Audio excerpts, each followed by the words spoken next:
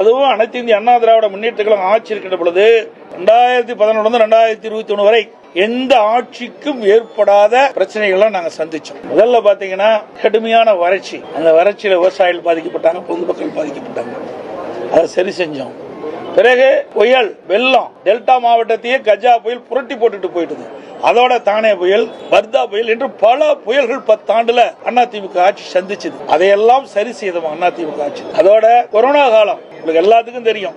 பத்திரிகையாளர் இருந்து ஊடகம் வரைக்கும் பொதுமக்களை யாருமே வெளியில நடமாட முடியாத அளவிற்கு வைரஸ் பரவல். அப்படிப்பட்ட கொரோனா காலத்துல ஒரு ஆண்டு அரசுக்கு வர வேண்டிய வரி வருவாயில எதுவுமே இல்லை. அப்ப கூட ஒரு சிறப்பான ஆட்சி கொடுத்தோம்.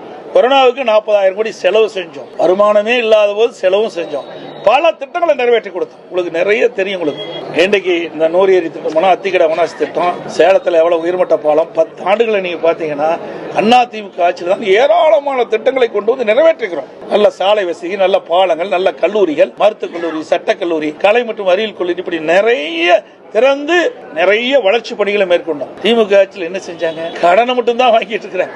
இன்னைக்கு இந்த ஆட்சி நிறைவு செய்கின்ற பொழுது சுமார் 5 லட்சம் கோடி கடன் வாங்கின மாநிலமா இருக்கு.